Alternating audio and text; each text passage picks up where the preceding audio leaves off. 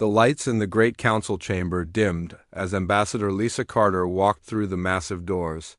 Her footsteps echoed in the huge space that could hold thousands of beings from across the galaxy. Today, only 7 species sat in the curved seats that formed a circle around the center floor. Lisa knew this meeting would change everything for humanity. The Kepler Prime Station orbited a dead world that had once been beautiful. Long ago, the planet had blue oceans and green forests, but now it was just rock and dust. The station served as neutral ground where different alien races could meet without fear. No weapons were allowed here, and no single species controlled it. Lisa had been to many meetings here, but never one like this. She took her seat in the section marked for Earth. The chair was too big for her human frame, but she sat straight and tried to look confident. Around her, the other species waited in their own sections. The Zephyrians floated in balls of pure energy that hurt to look at directly.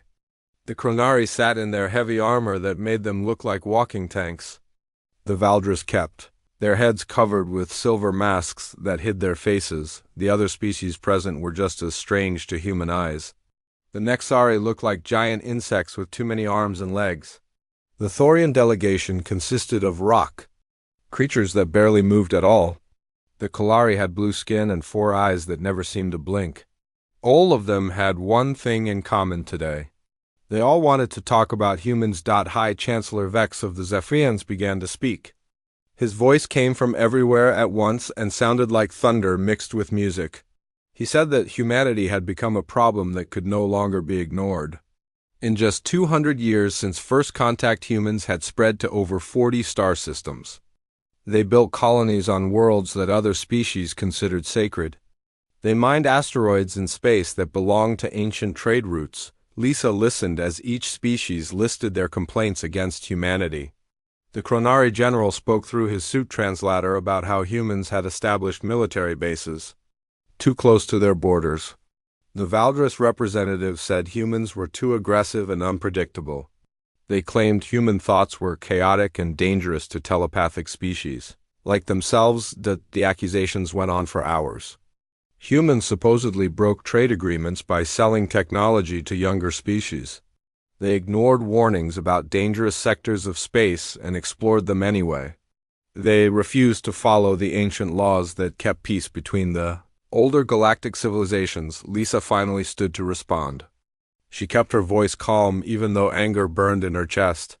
She reminded the council that humans had never attacked any of their worlds. Every human colony was built on empty planets or in unclaimed space. The military bases they complained about were defensive positions to protect human shipping lanes from pirates. She explained that humans were explorers by nature. They could not simply stop expanding and growing because other species found it inconvenient. The galaxy was vast enough for everyone to find their place in it. Humanity had always been willing to negotiate and compromise when real conflicts arose. The Thorian delegate finally moved to speak. His voice was slow and deep, like rocks grinding together. He said the old species had watched many younger races rise and fall. Some became wise and joined the galactic community.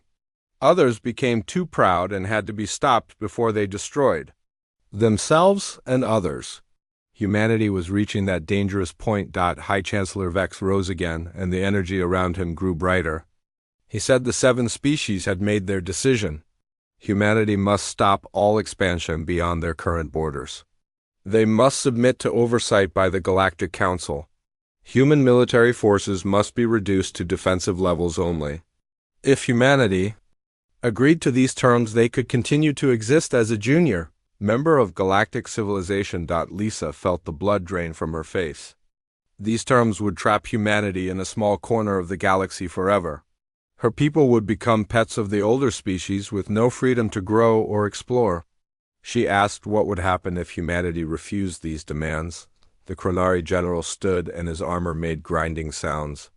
He said that would be most unfortunate. The 7 species commanded fleets that numbered in the thousands. Humanity had perhaps 200 ships that could fight in space. The choice was simple: submit or be removed from the galaxy entirely. The Valdris representative added that humanity had exactly one standard galactic week to decide. After that time expired, the consequences would begin. Lisa asked if she could at least return to Earth to discuss this with her government. High Chancellor Vex agreed, but warned that no human ships would be allowed to leave their current territory during the decision period. Lisa left the council chamber knowing that everything had changed. The peaceful coexistence between humans and aliens was over. Now her species faced the choice between slavery and extinction. She could only hope that Earth would find a third option that none of the alien species had considered. Captain Ryan Walsh stared at the tactical display aboard the UES Defiance as red dots appeared at the edge of human space. The week had passed too quickly, and Earth had given its answer to the alien ultimatum. Humanity would not submit to slavery even if it meant war against impossible odds. Now the consequences were arriving in the form of the largest fleet ever assembled in the galaxy. The bridge crew worked quietly at their stations. Everyone knew they were about to face an enemy that outnumbered them 10-1. The alien coalition had brought ships from 7 different species, and each one was larger and more advanced than anything humans had built. Some of the Chronari battleships were the size of small cities with weapons that could crack planets. Communication officer Linda Hayes reported incoming transmissions from the human colonies. New Vancouver was under attack by Nexari swarm ships. The mining station at Ross 428 had gone silent after Thorian rock ships surrounded it. Reports came in from 12 different systems, all saying the same thing. The aliens had come in overwhelming force and human defenses were crumbling, Ryan ordered his ship toward the Centauri system where 3 human colonies were under siege. The Defiance was one of only 50 human ships that could match alien vessels in a fight. It was not nearly enough, but they had to try. As they jumped through hyperspace, Ryan wondered if he would live to see Earth again. Engineer Amy Foster worked deep beneath the Rocky Mountains in a facility that officially did not exist. Around her, teams of scientists and technicians tried to unlock the secrets of captured alien technology. They had been studying pieces of crashed ships and damaged weapons for months, but progress was slow. The aliens built things differently than humans, and their science was based on principles that human minds struggled to understand. Amy held a piece of Zephyrian energy crystal in her hands. The material pulsed with inner light and felt warm to the touch. She knew it could store massive amounts of power, but every attempt to replicate it had failed. Human technology was based on solid matter and electrical current. Alien science seemed to work with forces that humans could barely detect. The facility shook as explosions echoed from somewhere above. Amy looked up at the reinforced ceiling and realized the war had reached Earth itself. She turned back to her work with desperate focus. If humanity was going to survive, they needed every advantage they could find on the colony world of New Denver. Marine Sergeant Kevin Torres crouched behind a damaged wall as Valdris shock troops moved through the streets. The aliens wore flowing robes that seemed to move on their own, and their silver masks reflected no emotion. They killed humans with weapons that fired beams of pure thought. The victim simply collapsed with no visible wounds. Kevin had watched his entire squad die in the first minutes of the attack.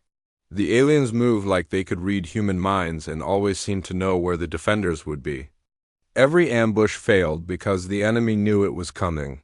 Every defensive position was bypassed because they found the weak spots instantly. He clutched his rifle and tried to think of a way to fight an enemy that could see his thoughts.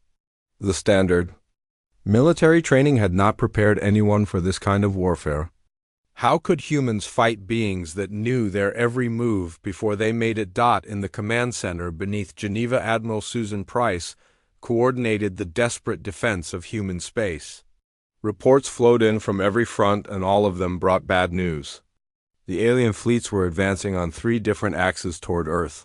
Human forces were fighting bravely, but they were being systematically destroyed. The Chronari used brute force tactics with their massive ships, forming walls of armor and firepower that human weapons could barely scratch. The Valdris fought with precision and grace, anticipating every human move. The Nexari swarmed in huge numbers that overwhelmed human defenses through sheer weight of numbers. Susan studied the tactical display and tried to find some pattern or weakness in the alien assault.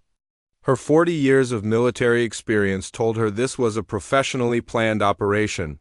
The aliens had studied human tactics and psychology for a long time before launching their attack. They knew exactly how humans would respond and had prepared counters for every strategy. Dr. Helen Brooks worked in her laboratory analyzing reports from the battlefield. She was looking for anything that might give humanity an edge in the desperate fight for survival. The combat data showed that human forces were performing slightly better than projected, but not enough to change the outcome. What puzzled her were scattered reports of unusual coordination between human units. Ships that had lost communication somehow arrived at battle zones at exactly the right moment. Isolated Marine squads seemed to know when attacks were coming even without intelligence reports. It might be coincidence, but Helen had learned not to dismiss patterns even when they seemed impossible. She pulled up brain scan data from human soldiers and pilots who had survived recent battles. The readings showed unusual activity in parts of the brain that were normally quiet. The stress of combat was causing changes in human neural patterns that she had never seen before. The war was only 3 days old, but already human civilization was dying. Colonies fell one by one to the alien advance. Military bases were destroyed faster than they could mount effective resistance. Earth itself was surrounded by enemy fleets that grew larger every hour, yet something was happening in the darkness between the stars. Human survivors scattered across dozens of worlds were beginning to change in ways that no one could yet understand. The greatest test in human history was forcing evolution to accelerate in directions that would have taken millions of years under normal circumstances. The aliens believed they were witnessing the extinction of another inferior species. Instead, they were about to discover what happened when humanity was pushed beyond all breaking points into territory where survival itself became transformation. Admiral Susan Price stood in the command center watching something that should have been impossible. On the main display, human ships across 12 star systems were moving in perfect coordination, even though communication between them had been cut for hours. Destroyer squadrons in the Vega system were arriving at battle zones at exactly the same moment that cruiser groups in Tau Ceti were beginning their own attacks hundreds of light years away. The pattern had started small, just random. Moments when isolated units seemed to know things they could not possibly know. A Marine squad would take cover seconds before enemy artillery struck their position. A fighter pilot would change course to avoid an ambush that had not been detected by any sensors. Single incidents that could be explained by luck or instinct. Now, it was happening everywhere, and the coordination was too precise to be coincidence. Human forces were responding to threats with perfect timing, as if guided by a single intelligence that could see the entire battlefield at once. Ships that had lost all contact with headquarters were still fighting as part of a greater strategy that no human commander had planned. Dr. Helen Brooks worked frantically in her underground laboratory, trying to understand what was happening to the human brain under extreme stress. The neural scan data she was receiving from the battlefield showed patterns that defied everything she knew about human biology. Soldiers and civilians in combat zones were displaying synchronized brainwave activity across impossible distances. She pulled up the latest readings from Captain Ryan Walsh aboard the UES Defiance. His brain was showing quantum field fluctuations that should not exist in biological tissue. Similar patterns were appearing in scans from humans on dozens of different worlds. It was as if their minds were becoming connected by forces that operated outside normal space and time. Helen realized she was witnessing evolution in real time. The threat of extinction was triggering dormant genetic capabilities that had been hidden in human DNA for millions of years. The survival instinct was so strong that it was forcing the species to develop new abilities that could help them survive this ultimate test on the bridge of the Defiance. Captain Ryan Walsh felt the change happening inside his own mind. He could sense the positions of alien fleets that were light years away, even though his sensors showed nothing. When he gave orders to his crew, they seemed to understand his intentions before he spoke them aloud. The boundary between his thoughts and theirs was becoming unclear. His tactical officer, Lieutenant Greg Adams, reported that they were approaching the Centauri system, but Ryan already knew that. He could feel the 3 human colonies there like points of light in his consciousness. He could also sense the Chronari battleships that surrounded them and the fear of 2 million human civilians trapped on the planets below. Ryan ordered his ship to drop out of hyperspace at coordinates that his instruments said were empty space. His crew followed the order without question, even though it seemed to make no tactical sense. When they emerged from the jump, they found themselves directly behind a squadron of Nexari ships that had been preparing to attack. A human transport convoy. The enemy was caught completely by surprise. Ryan opened fire before the aliens could react and destroyed 3 ships in the first salvo. His weapons officer, Sergeant Lisa Kane, seemed to know exactly where to aim without using the targeting. Computers. The remaining alien ships tried to escape, but Ryan had already anticipated their movements and positioned his ship to cut off their retreat. Engineer Amy Foster felt the change happening in the hidden facility beneath the mountains. As she worked with the alien technology pieces, the solutions to problems that had puzzled her for months suddenly became clear.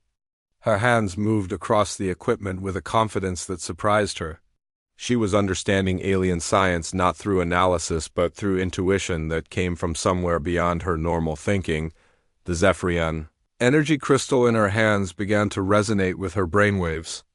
The warm glow became brighter, and she realized that human neural activity could actually interface with alien technology.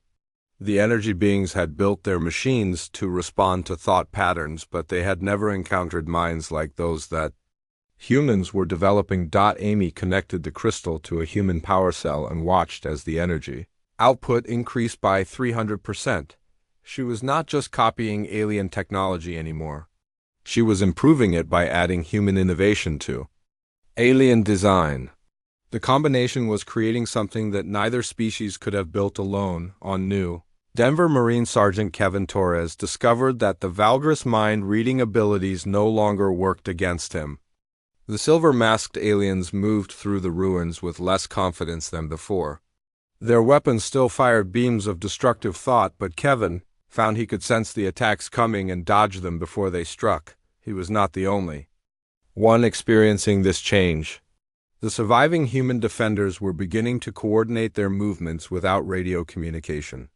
They could feel each other's positions and intentions like a shared awareness that connected every human mind on the planet.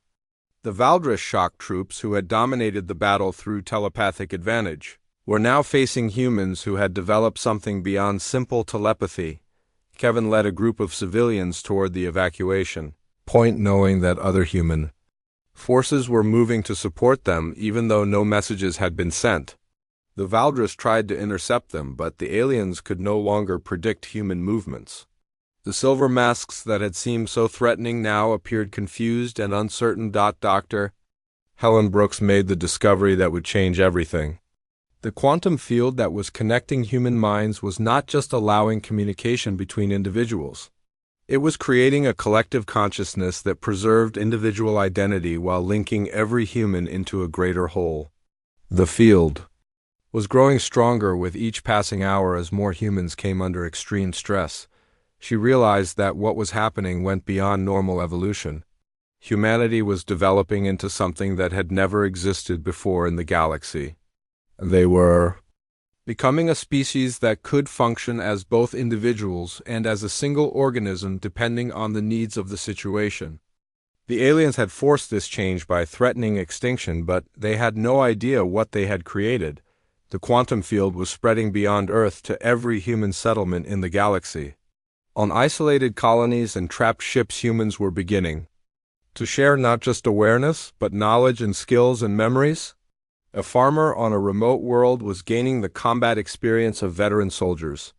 Scientists were accessing discoveries made by researchers on distant planets. The alien coalition still outnumbered humanity by massive margins, but the nature of the conflict was changing. They were no longer fighting separate human forces that could be defeated in detail.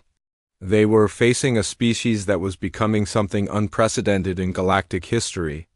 The universe was about to learn what happened when humans were pushed beyond the breaking point of normal evolution. General Clark Thompson stood in the war room deep beneath the Pentagon watching displays that showed something the alien coalition had never expected. Human forces across the galaxy were no longer retreating. The tide of battle was turning as scattered ships and isolated ground forces began working together with impossible coordination. What had seemed like humanity's darkest hour was becoming the coalition's worst nightmare, the quantum field. Connecting human minds had reached critical mass sometime during the night. Every human in the galaxy now shared a level of awareness that went beyond anything the telepathic species had achieved. The Valdris could read surface thoughts, but humans were sharing memories and skills and knowledge at a level that created collective genius while preserving individual personality. Clark could feel the presence of every human commander in his mind, but they were not controlling his thoughts or overwhelming his identity. Instead, he had access to their experience and tactical knowledge as if he had lived their lives himself. A destroyer captain fighting near Alpha Centauri shared his understanding of Chronari shield frequencies. A marine on a besieged colony world provided insight into Nexari ground tactics. The aliens were discovering that their carefully planned strategies no longer worked. Human forces were predicting their movements hours before they made them. Ambush that should have succeeded turned into traps for the attackers. Supply convoys found routes through space that should have been impossible to navigate safely. Dr. Elena Martinez worked alongside physicist Paul Green in the laboratory complex beneath Geneva. Together, they were studying the quantum field that now connected every human mind across impossible distances. The field was not just enabling communication. It was allowing humans to share computational power and creative thinking in ways that multiplied their problem-solving abilities. Elena found herself understanding concepts that had been beyond her expertise just days before. Paul's knowledge of quantum mechanics was flowing into her consciousness, while her understanding of xenobiology was helping him grasp the alien science they were trying to decode. They were not losing their individual identities, but rather gaining access to capabilities that no single human could possess alone. The breakthrough came when they realized that the quantum field was actually interfacing with alien technology. In unexpected ways, the Zephyrian energy systems responded to human thought patterns. The thorium crystalline computers could be programmed using human imagination. The coalition species had built their machines to work with their own mental patterns, but human consciousness was proving to be far more adaptable. Lieutenant Colonel Beth Williams led the first successful counterattack against a major alien fleet. Her squadron of 40 human ships faced off against 200 Chronari battleships that should have crushed them easily. Instead, the humans moved with perfect coordination while the aliens found their formations disrupted by tactics they had never encountered. Beth could feel the thoughts and intentions of every pilot in her squadron without any radio communication. They flew as a single organism that could split apart and reform in response to enemy movements. When the Chronari tried to concentrate their firepower, the human ships scattered like a flock of birds, only to regroup and strike from unexpected directions. The quantum field allowed the human pilots to share sensory data in real time. What one ship saw through its sensors was instantly available to every other ship in the squadron. They were fighting with a level of battlefield awareness that no alien species had ever achieved. The massive Chronari ships found themselves unable to target enemies that seemed to know exactly where every shot would be fired. Engineer Amy Foster made another breakthrough in the underground facility. She had successfully modified captured alien weapons to work with human technology, but now she was going beyond simple adaptation. The quantum field was allowing her to access the creative insights of engineers and scientists across the galaxy. Ideas and solutions were flowing through her mind from humans she had never met. She built the first hybrid weapon system that combined Zephyrian energy projection with human targeting computers and thorium crystal storage matrices. The result was a weapon that was more powerful than anything any single species could have created. When tested against captured alien armor, the beam punched through defenses that had been considered impenetrable. The discovery spread instantly through the quantum field to every human engineer and scientist in the galaxy. Within hours, similar weapons were being constructed on ships and colonies across human space.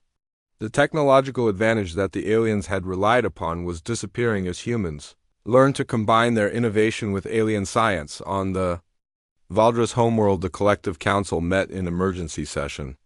Their telepathic abilities had made them the most feared species in the galaxy for thousands of years. No enemy had ever been able to hide thoughts or intentions from their mind. Readers.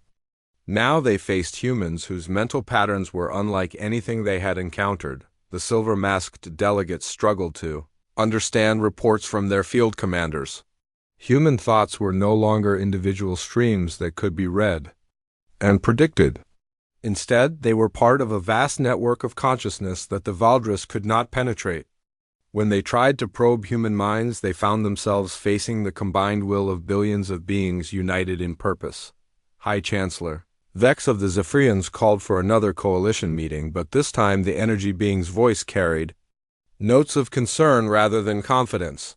The careful plans for human extinction were failing as the younger species displayed capabilities that violated everything the older races thought they knew about biological limitations. The Thorian delegates reported that human forces were adapting to alien technology faster than their own scientists could develop countermeasures.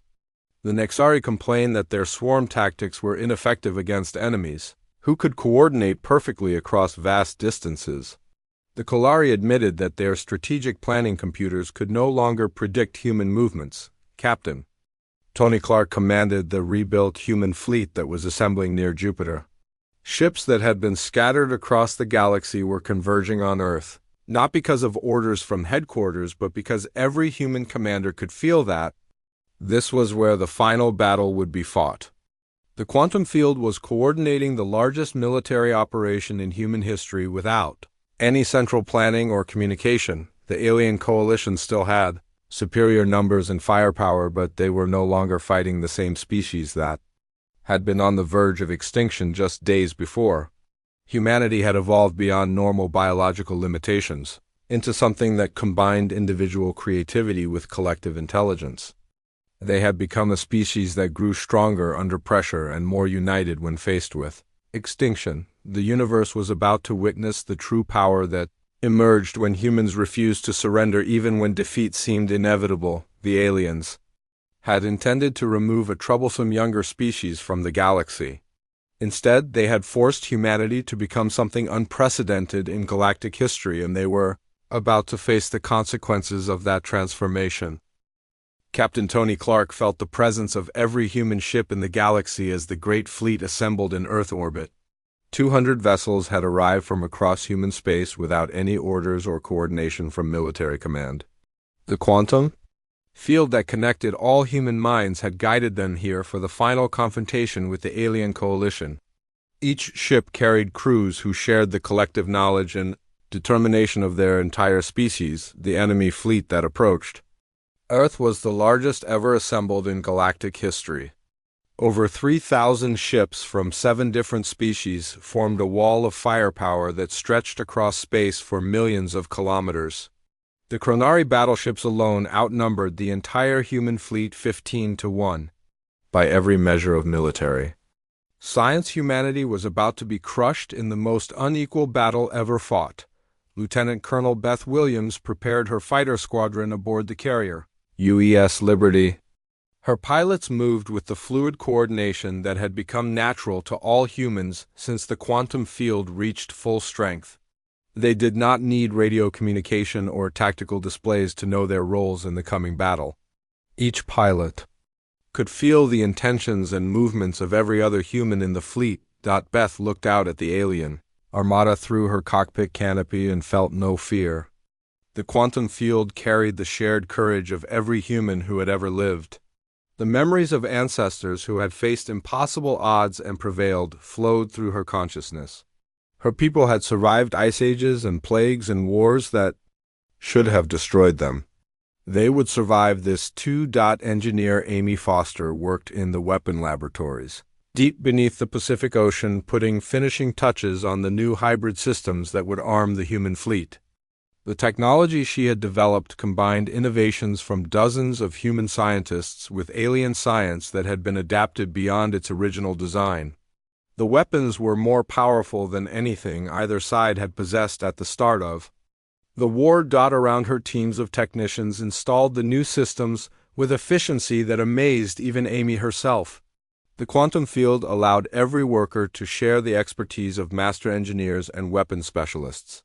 A maintenance worker could perform complex modifications with the skill of someone who had spent decades learning the craft. Knowledge flowed instantly between minds that remained distinct and individual. The first test firing of the new weapons exceeded all expectations. The hybrid energy beams punched through Chronari armor samples like they were made of paper. Targeting systems that incorporated human intuition with alien sensors achieved accuracy rates that had been considered impossible. The technological gap that had favored the coalition was not just closing but reversing in humanity's favor. Dr. Elena Martinez monitored the quantum field from her research station and watched something beautiful happening across human consciousness. The field had evolved beyond simple communication into something that preserved everything that made humans unique while allowing them to share their greatest strengths.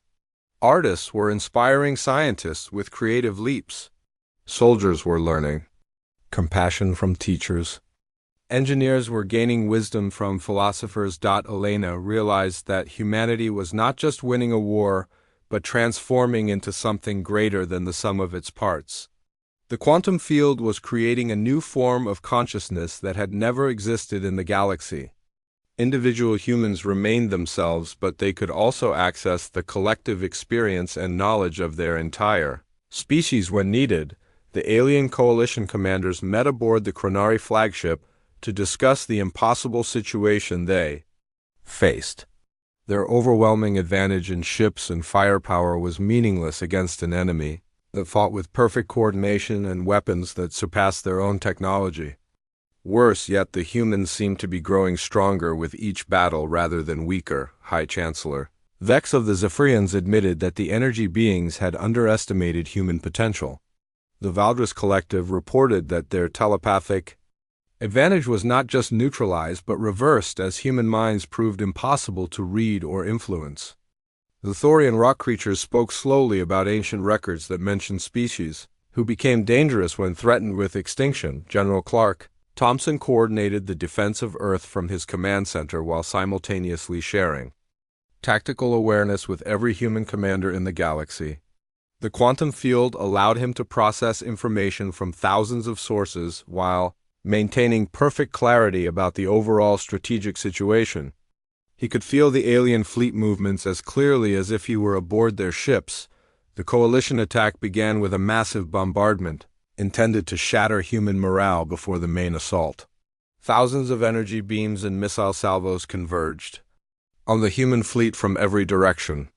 It should have been the end of human resistance in space. Instead, the coordinated human response turned the attack into a demonstration of capabilities that shocked the watching alien commanders. Every human ship moved at exactly the right moment to avoid the incoming fire. Fighter squadrons weaved through the bombardment like they could see the future paths of every weapon. The few hits that connected struck ships whose crews had already evacuated the affected sections. The alien attack that should have been devastating achieved almost nothing. The human counterattack came from directions the aliens had not expected. Ships that had seemed trapped in the center of the formation suddenly appeared behind enemy lines. Fighters that should have been destroyed were striking at vulnerable points in the coalition fleet. The careful battle plans that had taken months to develop were falling apart in the first minutes of combat. Marine Sergeant Kevin Torres led the ground assault on the Valdris command ship that had been captured by human boarding parties. The silver-masked aliens who had seemed so terrifying at the start of the war now appeared confused and frightened. Their telepathic abilities were useless against humans whose minds were connected by forces the Valdris could not understand or Counter. Kevin could feel the presence of every human marine in the boarding operation. They moved through the alien ship like a single organism that could adapt instantly to changing conditions. When the Valdris tried to set up defensive positions, the humans seemed to know about them before they were completed. Ambush failed because the intended victims could sense the danger before walking into it. The battle for Earth became the turning point that the alien coalition had not expected. Their massive fleet was being systematically destroyed by a human force 1/10 its size. Ships that had ruled the galaxy for thousands of years were falling to weapons that had been impossible just days before. The species that had come to witness humanity's extinction were instead seeing the birth of something unprecedented. Ambassador Lisa Carter watched the battle from the observation deck of the space station above Earth. She could feel the quantum field carrying the hopes and determination of every human alive. The ultimatum that had started this war seemed like ancient history now. The aliens had demanded submission or extinction, but humanity had chosen a third path that none of them had imagined possible. The universe was witnessing the emergence of a species that could combine individual brilliance with collective strength. The coalition had forced this evolution by threatening extinction, but they had no defense against what they had created. Humanity was no longer the junior species that could be bullied into submission. They had become something that would reshape the galaxy itself. The final battle did not take place in the cold vacuum of space among burning ships and dying fleets. Instead, it happened in the realm of pure consciousness, where thought itself became the battlefield. The alien coalition's most powerful psychics gathered their remaining strength for one last desperate assault on what they believed was the controlling intelligence behind humanity's impossible coordination. High Chancellor Vex led the mental attack with the combined power of a dozen Zephyrian energy beings focused into a single beam of destructive thought. The Valdris Collective added their telepathic abilities refined by thousands of years of practice. Even the normally peaceful Kalari contributed their four-eyed species gift for seeing through deception and illusion. They struck at the quantum field, expecting to find a single alien mind that was dominating human consciousness. Instead, they encountered something that violated every law of psychic warfare they had learned over millions of years. There was no central controller to attack or destroy. The field was not one consciousness, but billions of them all linked together. While remaining completely individual, the psychic assault that should have shattered human resistance instead met the combined will of every person who had ever called themselves human.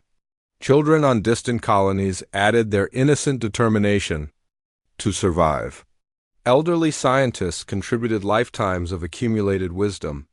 Soldiers shared courage that had been earned in 100 battles across the galaxy. Dr. Elena Martinez felt the alien attack like a pressure wave washing through her consciousness, but it could not break the connections that bound humanity together. The quantum field had evolved beyond anything the older species understood. It was not controlling human minds, but enhancing them by allowing each person to access capabilities that existed throughout their entire species. Ambassador Lisa Carter stood on the bridge of the captured Valdris flagship as its silver-masked crew surrendered without further resistance. The aliens who had seemed so superior just days before now appeared confused and defeated. Their weapons lay abandoned on the deck, and their telepathic abilities were useless against humans who had developed something far beyond simple mind reading. Lisa spoke for all of humanity through the quantum field that connected her thoughts to every human in the galaxy. Her words carried the authority of billions of voices united in purpose. She told the alien coalition that they had indeed witnessed humanity's true power, but they had misunderstood what that power represented.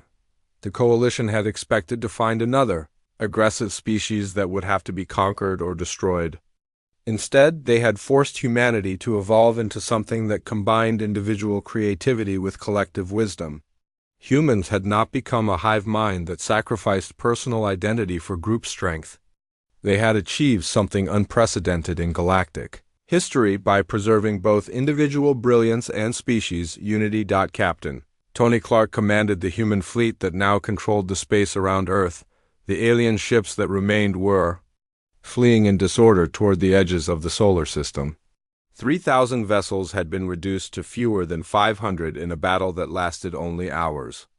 The technological superiority that the coalition had relied upon was meaningless against enemies who could coordinate perfectly and adapt instantly to changing conditions. Tony could feel the presence of every human ship captain through the quantum field, but each commander remained distinct and unique. The shared awareness enhanced their individual capabilities rather than overwhelming them. A young ensign fresh from the academy could access the tactical knowledge of veteran admirals, while contributing fresh perspectives that experience alone could not provide. Engineer Amy Foster completed the final modifications to Earth's defense systems using technology that no single species could have developed. The new weapons combined human innovation with alien science in ways that created capabilities beyond what either could achieve alone. Defensive shields that incorporated Zephyrian energy manipulation with human engineering could protect entire continents from orbital bombardment. Amy realized that the war had transformed more than just human consciousness. The quantum field was allowing humans to understand and improve alien technology at a rate that shocked even her. Within weeks, they would be building ships and weapons that surpassed anything in the galaxy.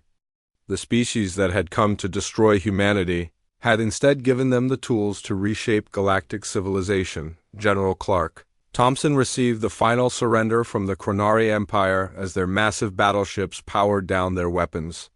In defeat, the rock-like Thorians had simply stopped fighting when they realized the futility of their position. The insectoid Nexari scattered to the far reaches of space rather than face further destruction. Clark could feel the satisfaction of every human who had survived the war, but there was no desire for revenge or conquest in the quantum field. Humanity had fought for survival, not domination. Now that the threat was ended, they were ready to return to the exploration and growth that had always defined their species. Dr. Helen Brooks recorded her final observations about the quantum field that had saved humanity from extinction. The field was stabilizing at a level that would remain permanently active but not overwhelming. Humans would retain their enhanced connectivity, while preserving the individual diversity that made their species unique. She realized that the aliens had unknowingly triggered the next phase of human evolution. The species that emerged from this war would be capable of achievements that neither individual genius nor collective intelligence could accomplish alone. They would explore the galaxy not as conquerors, but as something unprecedented in cosmic history. Marine Sergeant Kevin Torres walked through the streets of New Denver as the Valdris occupation forces withdrew to their ships. The silver-masked aliens moved quickly and quietly, avoiding eye contact with the humans they had come to destroy. The telepathic species that had terrorized the galaxy for millennia were fleeing from beings whose thoughts they could no longer read or predict. Kevin felt no hatred for the defeated enemies. The quantum field carried the wisdom of humanity's greatest philosophers and teachers alongside the courage of its warriors. Revenge would only perpetuate the cycle of violence that had brought this war in the first place. Instead, humans would offer the galaxy something better than conquest or submission. Ambassador Lisa Carter transmitted humanity's final message to every species in the galaxy through captured alien communication networks. She explained that humans had not sought this war, but they had learned from it. The quantum field that connected human minds would remain active as humanity spread to distant galaxies and unknown worlds. Any species that threatened human colonies or ships would face not just local defenders, but the combined response of humanity across the universe. However, those who came in peace would find friends ready to share knowledge and explore the cosmos together. The galaxy was vast enough for every species to find their place in it without destroying others. The alien coalition that had gathered to witness humanity's extinction instead became the first to learn what the species had become. Humans were no longer the junior civilization that could be bullied into submission. They had evolved into something that preserved individual identity while achieving collective capability that surpassed anything seen in galactic history. As new human ships launched toward distant star clusters, the quantum field carried them forward with the shared knowledge and determination of their entire species. The universe would never again underestimate what happened when humans were pushed beyond all breaking points. They had not just survived extinction but had transformed it into the birth of something greater than any single world could contain.